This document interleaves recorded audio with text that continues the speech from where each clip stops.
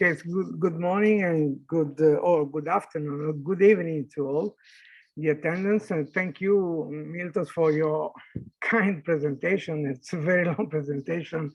A quicker one was always the same.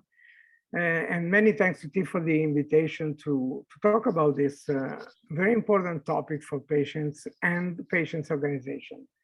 Advocacy and lobbying are two terms that need to be explored in depth in order to understand the meaning and the action to undertake and how we can deal with these two activities, because we are speaking of activities that should be performed by patients association.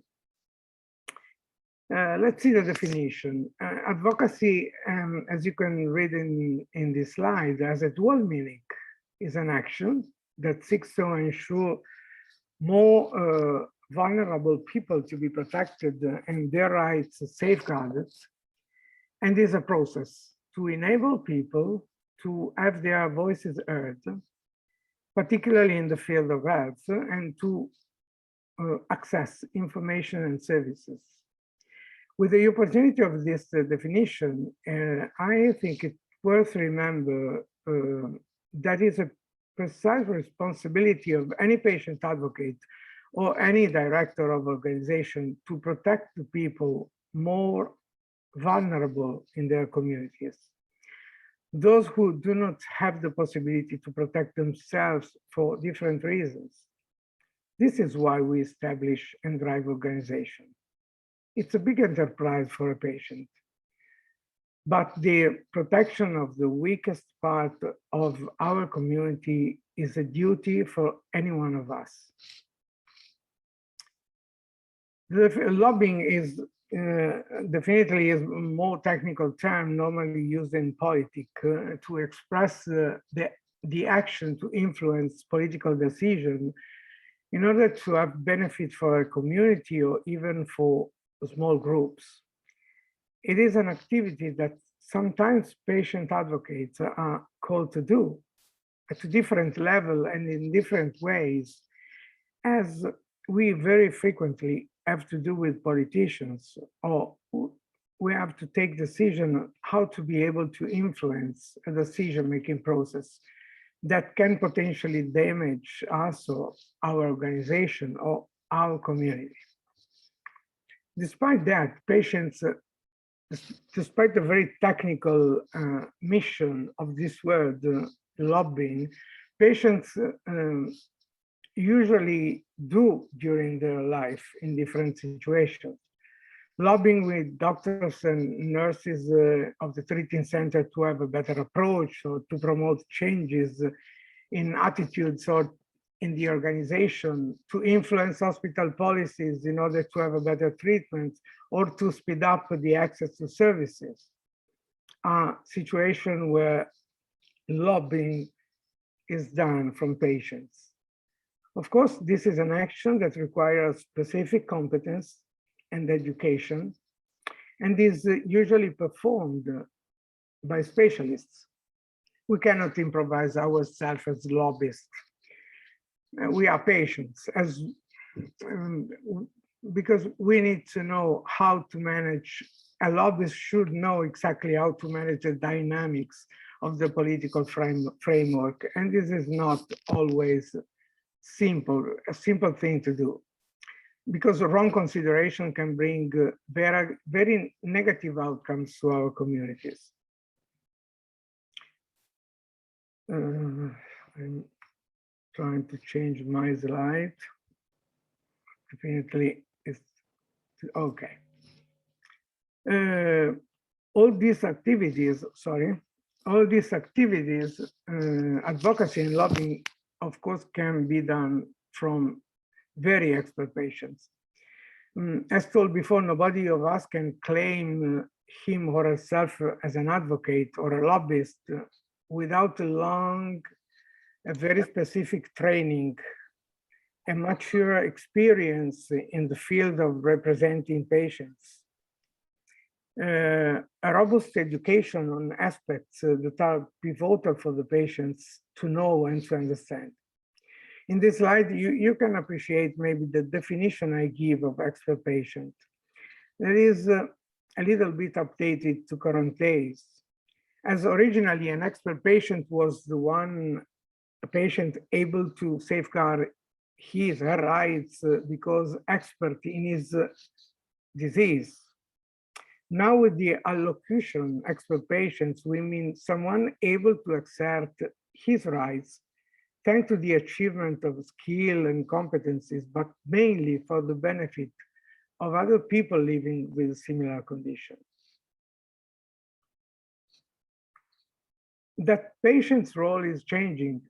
It is confirmed from many important articles published on relevant scientific magazines. As you can see in this slide, particularly on the British Medical Journal, that is a relevant scientific magazine.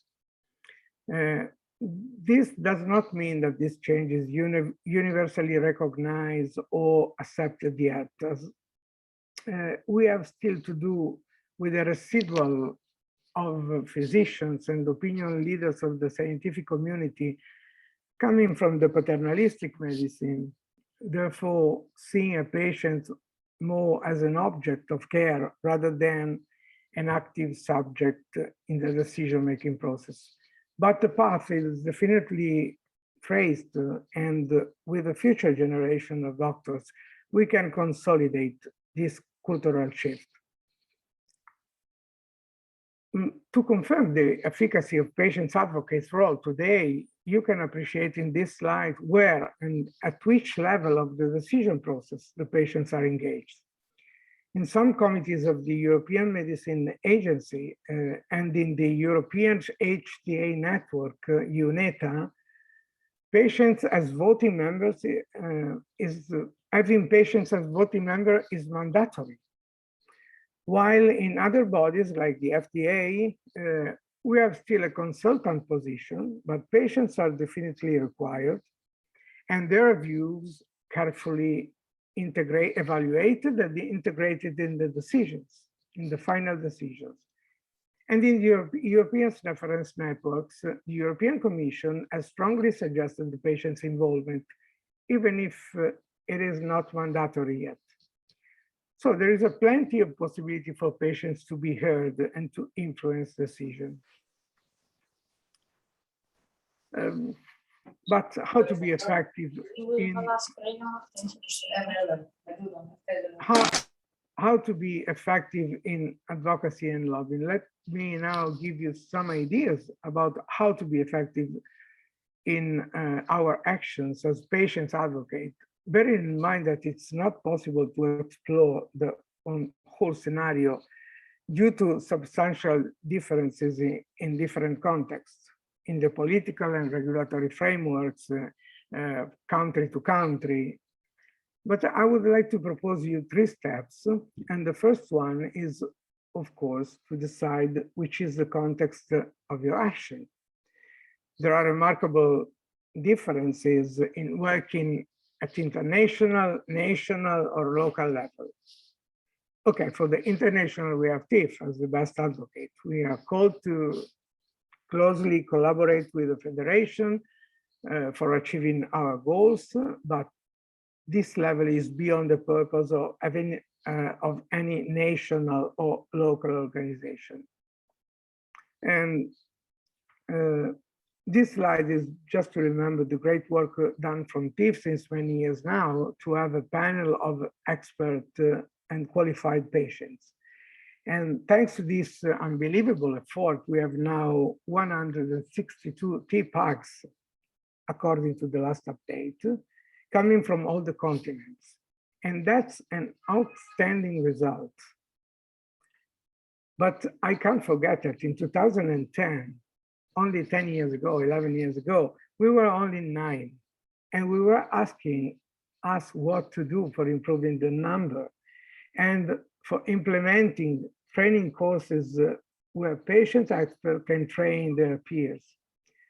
And this series of webinars and all the other face-to-face meetings in previous years means that the program is appropriate and successful. The second step is to define a strategy. This one should be prepared accurately according to the scope you have and based on 3 pillars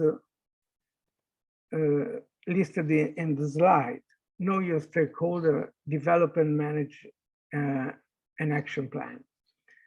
I'll let George talk about the strategy and how to develop and manage a plan of action. I'll try to suggest something about your possible stakeholders, because from the kind of stakeholders, of your stakeholders, depends a lot what approach is more appropriate. Usually our stakeholders can be politicians or managers of public or private hospitals. About politicians, we should have clear in mind what they mainly seek just to consolidate their role. Politicians are interested in numbers. More voting people you represent, more attention you have.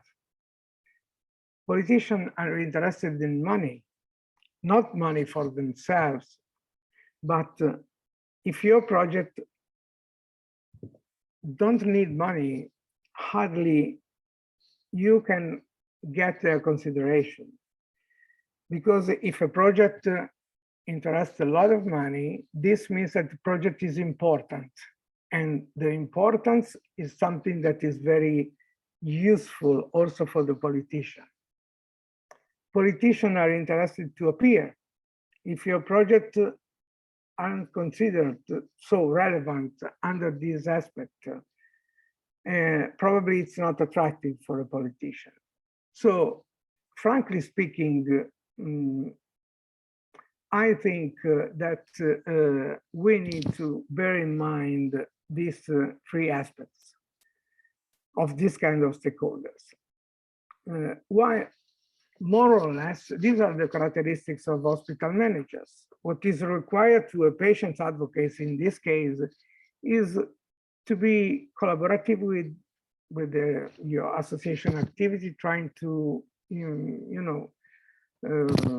support management decisions, unless of course they are not harmful for your patients or your community. Representing your organization, you have to try to attend any public event your hospital organizes in order to be officially recognized as a friend. It's important, it's an important step.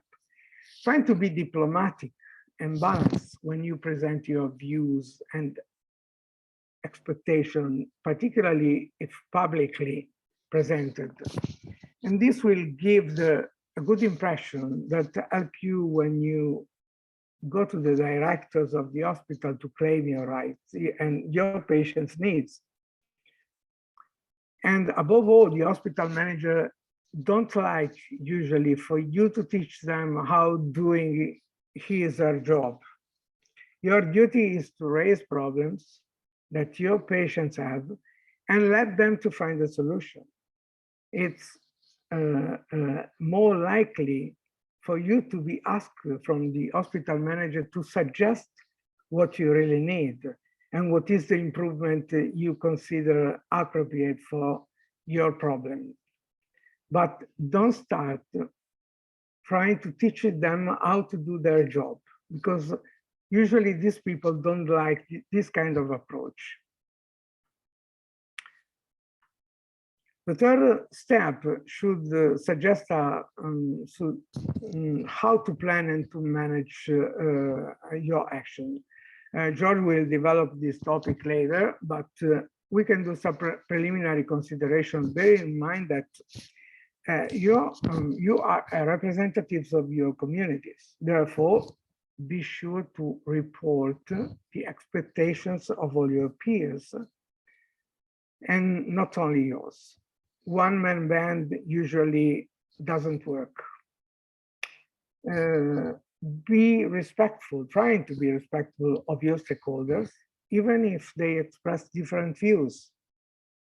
Try to consider different views and if it's possible, to integrate these views in your plan of actions. try to have the ability to understand and find the alternative proposal to extend, just in case. And try to also keep the door open for future needs, because we are frequently in the hospital and we need to have the door open if we have further needs to ask to our hospital. So in thanking you for the attention, I hope that this presentation, this few points, as was enough just to clarify, and generally speaking, the problem of and the theme of advocacy and lobbying. But I'd like to leave you with a short message, if I can, and this is mainly to the patients. Try to live your life for helping the others. It's very satisfactory to have the possibility to help other people. Try to be ambitious and elevated in your thoughts. As representative of your communities, you have the moral obligation to be of inspiration for your peers, for the youngest and for the weakest. Try to be the engine for promoting the improvement of the society where you live. And don't forget to work in collaboration. All together, we can achieve what today can seem unbelievable. And okay, thank you for your attention.